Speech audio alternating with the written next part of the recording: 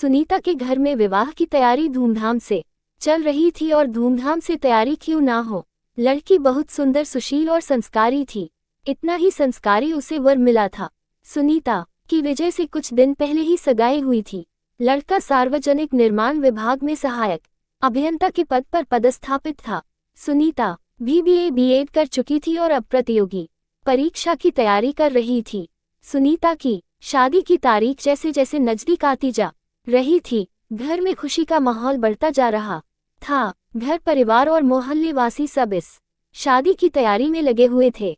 नाच गान का कार्यक्रम देर रात तक चलता था। घर की रंगाई पुताई का कार्य भी अपने परवान पर था। अब शादी में लगभग 20 दिन शेष थे। राजस्थान में मायरे की परंपरा सदियों से चली आ रही है और यह परंपरा बहुत शुभ मानी जाती है। जिस घर में शादी होती है उस घर की स्त्री अपने मायके भात मायरा नूतने आती है। स्त्री के भाई धूमधाम से मायरा लेकर अपनी बहन के घर पहुंचते हैं और उन्हें चुनरी उड़ा कर बहन की लाज रखते हैं। भाई मायरे में कंबल, चादर, कपड़ा, सूट, साड़ी, बर्तन, गहने और नकदी लेकर परिवार समाज के लोगों के साथ बहन के मायरा भरने शादी के दिन बहन के ससुराल पहुंचते हैं और वहां सब लोगों की मौजूदगी में ये सब वितरण करते हैं। इसी परंपरा के निर्वहन के लिए सुनीता की मां भगवती को भी भात नूतने के लिए अपने गांव जाना था। आसपास और मोहल्ले की औरतें भगवती से पूछने लगी थी कि भात नूतने कब जा रही हो। भगवती भी उनको गोलमोल जवाब दे देती थी। जैसे जैसे शादी की तारीख नजदीक आती जा रही थी, भगवती की कसमकस और बेचैनी बढ़ती ही जा रही थी। आखिर भात नूतने जाऊं तो जाऊं कहाँ। एक ही तो भाई था जो कि शादी से पहले ही गुजर गया था। माता पिता भी कुछ समय पहले भगवान को प्यार हो चुके थे। खून के रिश्ते में अब भगवती के गांव में कोई नहीं था, लेकिन ये सब भगवती ने अपने आस पड़ोस और मोहल्ले की औरतों को बता नहीं रखा था।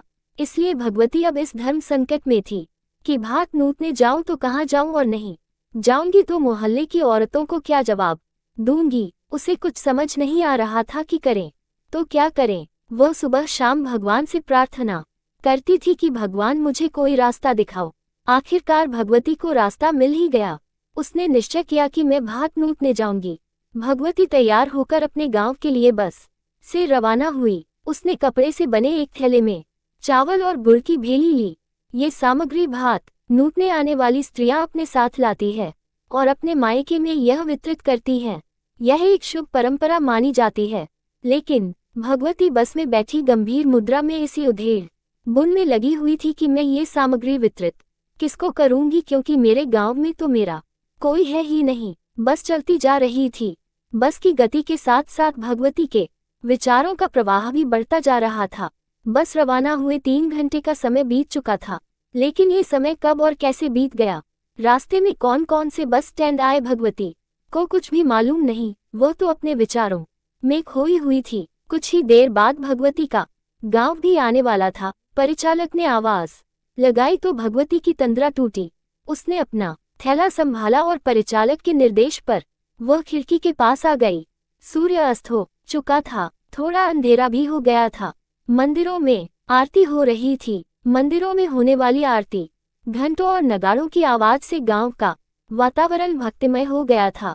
संयोग से बस में उस दिन भगवती के गांव का कोई नहीं था। वह बस से उतरी और थैला बगल में दबाए चुपके से वह अपने घर की ओर रवाना हो गई।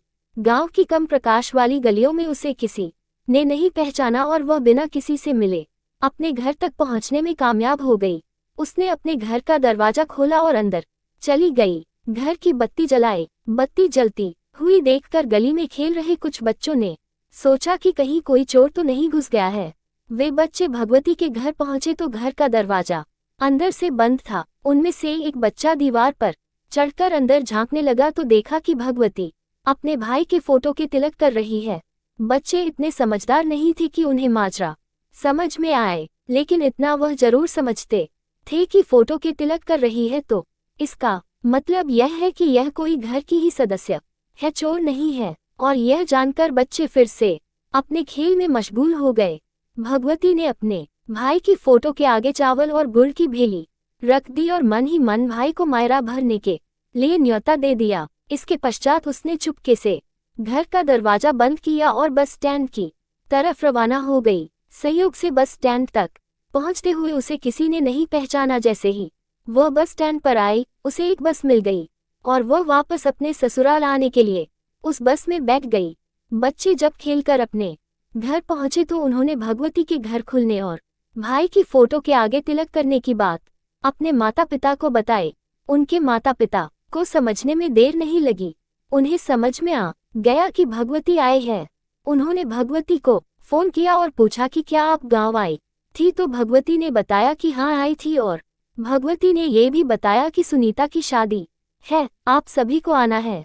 भगवती के गांव में आने की खबर पूरे गांव में आग की तरह फैल गई। गांव के बड़े बुजुर्ग समझ चुके थे कि भगवती परंपरा का निर्वहन करने के लिए भात नूतने आई थी। उन्होंने गांव के मुखिया लोगों की एक बैठक बुलाई और उस बैठक में ये तय किया गया कि हम सभी मिलकर भगवती के घर मायरा भरने जाएंगे। सब गांव वालों ने मिलकर मायरे की तैयारी शुरू कर दी। कपड़े, बर्तन, गहने, नकदी और जो कुछ मायरे में देने की परंपरा रही है, उसके अनुसार उन सब लोगों ने तैयारी कर ली। शादी के दिन बारात आने से पहले गांव के सभी लोग मायरा लेकर भगवती के ससुराल पहुंच गए। अचानक गांव वालों को एक साथ आया हुआ देखकर एक बार तो भगवती सन रह गई। उसने सोचा कि यह क्या हो रहा है, लेकिन परिवार में लगने वाले उनके ताऊ जी ने बताया कि बेटी, हम सुनीता की शादी में मायरा भरने के लिए आए हैं। ये सुनकर भगवती की आंखों में आंसू आ गए। वह फूट फूट कर रोने लगी। गांव वालों ने उसे ढांढस बंधाया। काफी देर बाद जब भगवती सामान्य हुई तो उसने गांव वालों का तिलक लगाकर स्वागत किया और राजस्थानी रीति रिवाज के अनुसार मायरा लिया। गांव वालों ने भी खुशी खुशी मायरा भरा। गांव वाले आज बहुत खुश थी कि उन्होंने एक बेटी की लाज बचाई, रीति रिवाज और परंपरा का निर्वाह किया और भगवती को यह एहसास करवाया कि हम पूरे गांव वाले तेरे परिवार के सदस्य हैं। भगवती भी गांव वालों के इस तरह रस्म निभाने से बहुत खुश थी। उसने गांव वालों का बहुत आदर मान किया, सबको भोजन कराया और उनके साथ मिठाइयाँ भी भेजी। गांव वाले अपने गांव की बेटी को आशीर्वाद देकर अपने गांव लौट आए।